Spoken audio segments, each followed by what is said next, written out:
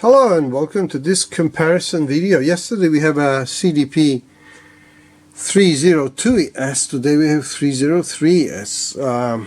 You'd think that they are virtually identical, but they're not.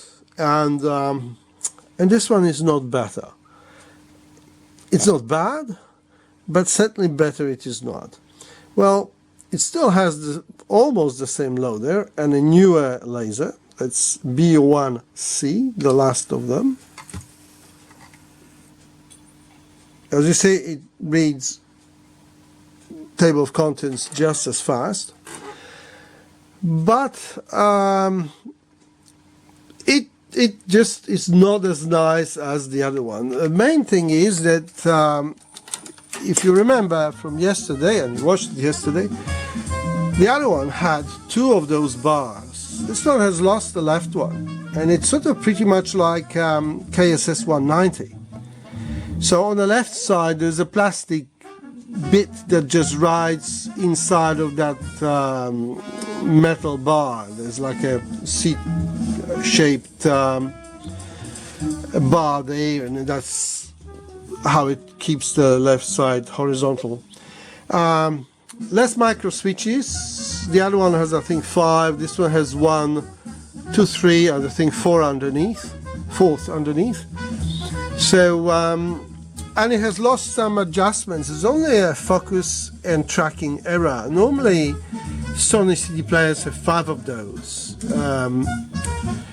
There is another one there for VCO, there, but it doesn't do anything. The frequency is being adjusted by the coil.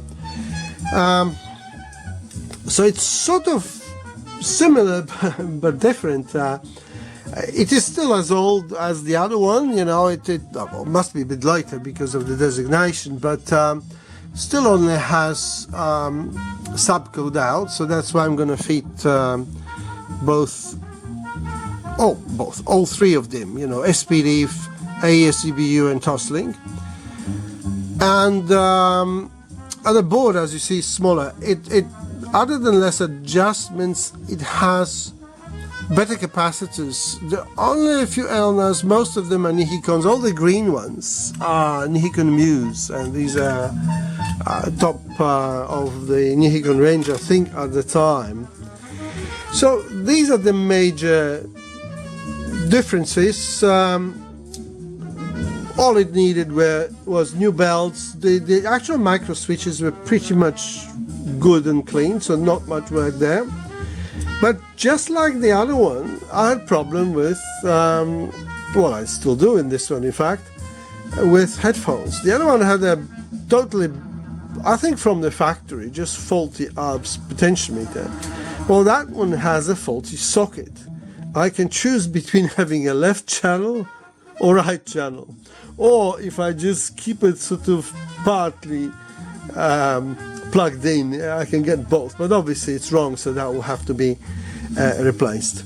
But other than that, it's pretty good nick, and but sadly the reader is not as fast. I mean, still mighty fast, you know. Like, go to the next one, you see, oh, now that's a long wait. That's a long wait.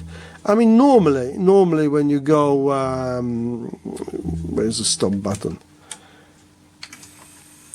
When you, oh, that's so nice. When you unload it and load it, it reads fast, and if you hit play on the first track, it works fast. But then the skipping is, you know, not as snappy. You know, I suppose it still is, but not as good, I think. You know, I went to track 7, and it took it some time. Okay, well, that's...